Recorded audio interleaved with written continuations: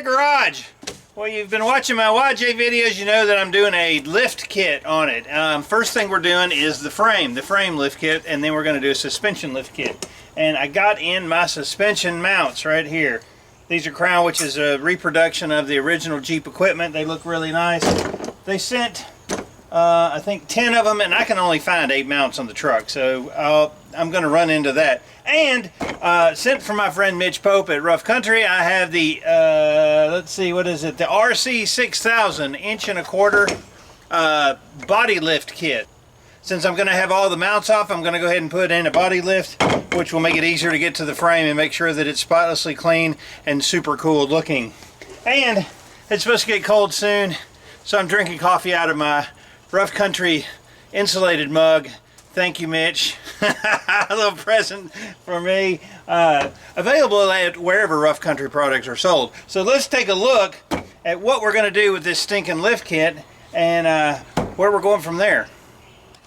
From the last video, you remember I got the muffler that was completely bent up, so I just kind of got mad about it, so I called them and said, you need to give me a refund. So I sent that thing back, and I got another one that came actually in a shipping box with some paper around it so it didn't get all dented up. So I got a muffler for the same price, a different supplier that didn't destroy it, so I was happy with that. So here's where we're at. We've got 2 in the very front, left and right. You've got 2 on each corner of the cab itself. There's 2 in the very back near the bumper, and supposedly there's 2 above the rear axle, but I have not found those yet. So you want to take all the bolts out of these since we're putting on the whole assembly, and on the other side we're going to loosen it up but not take the bolts all the way out because we don't want the cab sliding down the driveway. Alright, so mostly because I'm fat, it's humid outside, even though I've lost about, I don't know, 15 pounds, I'm getting a little bit thinner. I ran into one issue that took a little bit of finagling, but I think I got it where I want it to be. As you can see, the mounts are loosened up. I've got them loose and the bolts are off. I've got one jack here with a 4x4 and also have my hydraulic ram in the back. I could probably do it with the hydraulic ram only, but it never hurts to have just 2 points of lift on it. And don't put your hand underneath here because if it falls you're going to lose a finger.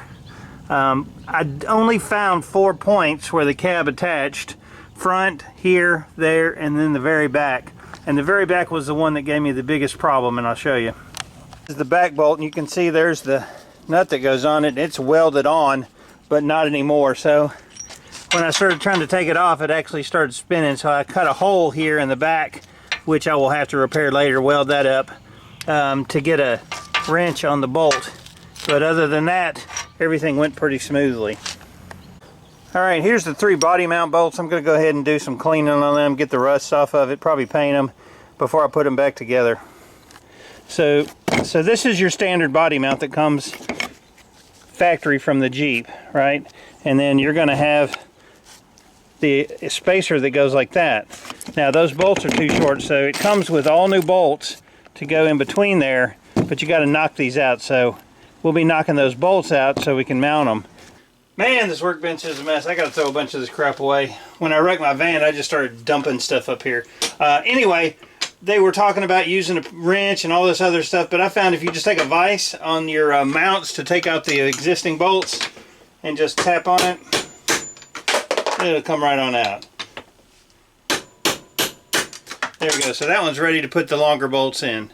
Woo, it's a little chilly out here this morning. Okay, the body bolts that I took off yesterday, I left in the navel jelly overnight, and I wasn't that thrilled with the results. Let's take a look. Yuck.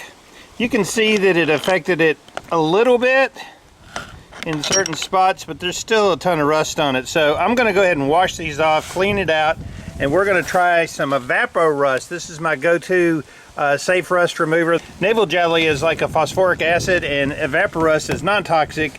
It also has no harsh chemicals in it, so we're going to try that. Alright, I got the bolts in the Evapo-Rust. I'm going to take them inside because if it's warm, it actually works better than when it's cold, and it's pretty chilly out here, so we'll see how they come out. Okay, where the nut came loose, I'm going to go ahead and put some navel jelly in there and see if I can get it cleaned up to spot weld the nut back in. With the cab lifted up, you can kind of see a little bit of rust on the top and over here on the top of the rail, so I'm going to do my best to get that cleaned off and treated. But like I said, I've seen much worse on some of the vehicles. The frame's still in pretty decent shape. If you're trying to clean up some nuts and bolts that are rusty, a vibratory tumbler works great. My old one bit the dust, it rusted out, yuck. So I bought this new big Mamba Jamba, and it seems to be doing really great, and it's got a drain tube on it, so hopefully it won't rust out. But I've got the nuts and bolts in there, and we'll see how it comes out. Oh yeah, the final vibration. Let's take them out and see what they look like. Alright, I'm going to go ahead and open her up. I will say this big one, not only does it hold more, but it's a little bit smoother in operation and not as janky as far as like the small little bolts. This one, it actually doesn't loosen up while you're using it.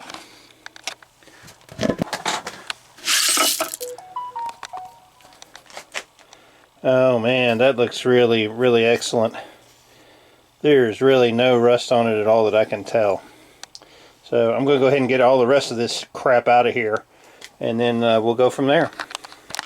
Okay, so if you own a Jeep, at some point, for sure, you're going to have to deal with rust, whether it's just a little bit of surface rust, or it could be as bad as my TJ was, where the whole frame's eaten up, and I ended up just replacing the frame itself because it was just too much of a mess. But here's the 3 things you can do with rust. You can remove it. Now, that would include like the needle scaler, wire brushing, you can use navel jelly, any other product as far as like on the nuts and bolts we're using Evapo-Rust. That's removing the rust itself, you know, getting it off of the metal. Second thing you can do, you can convert it.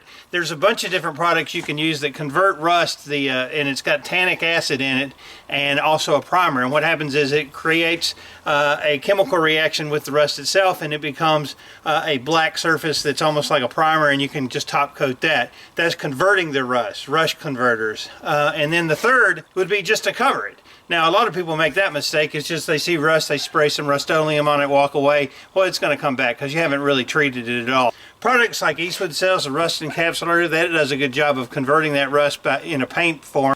And that holds up fairly well. I can tell them at TJ that the frame looks really great after 5 years of doing the frame. So internal frame coating also helps. That the product that Eastwood makes coats the inside. It keeps the rust from just continuing to advance and just eat your frame away. So you're really fighting a completely losing battle with rust, but all you're doing is slowing it down. And hopefully by the time that I get done with this, that this will be a lifetime warranty, at least for me, as far as like the rust actually getting out of control. So I'm going to go back and look at where I've put some rust coating. I'm not going to get all the rust off the frame unless I take the cab off, and I'm not doing that with this Jeep. There's some surface rust. I'm going to do some converting, I'm going to do some removal, and I'm also going to do some covering. So let's go back to the stinking frame. You can see that it looks much better where I've used treatment on it, right? And I'm going to pressure wash the crap out of this and brush it with some soap, and then I'm just going to use some converter on the outside of the frame and be done with it. You can see back in the back there may be a little bit of rust on top of that cross member going across. I'm never going to get all of it off, but I will be able to cut it with some converter and then top coat it, so I'm happy with that. That'll be just fine. And the side of the frame is looking better. Got most of the surface rust off, so that's awesome. Alright, so I got a lot of the rust off. It's washed down, it looks good. It's going to be like a Baptist tent revival. We're going to do some converting after it dries off. Okay, so that's about it for today. It's starting to get dark, it's starting to get cold. Let me show you what kind of progress I made as far as the frame goes though. On the frame I used Rust Reformer. This one's made by Rust-Oleum. There's 2 or 3 different brands. This one kind of goes on a black finish. Some are clear and it dries black, but let me tell you, that frame looks absolutely beautiful. Looks great. Any kind of surface rust, it reformed it to another finish. Now you want to let that dry pretty well before we do anything else with it. I think it looks really good. The frame is nice. Okay, so the next steps going forward are the internal frame coating. Believe it or not, a lot of the Jeep frames rust from the inside out rather than outside in. Salt, sediment, all kinds of crap goes up in there, and it never gets washed out unless you actually take a hose and flush it out. So the internal frame coating just gives you a little bit more protection. If anything gets up in the frame, it keeps it from eating up. Sodium chloride or salt is the #1 factor in Jeeps or any other vehicle really rusting out. That sodium chloride, that salt gets in there and it just starts eating that metal up like 10 times faster than it would if it was just water. So make sure you flush it off, spray it out, take it to a car wash, clean it off if you're in the winter and you're driven through the salt, because that'll save your frame. I'm excited. In the next video we're going to look at a redneck car museum that Jennifer and I went to. It's really pretty rich. And then once we get the internal frame cutting done, we'll be finishing up the body lift from rough country, and all that's going to leave is the regular lift. There's only a few things to do, right? Appreciate you watching. Any questions, comments, leave them below. I'm David from the Redneck Garage. Keep turning wrenches.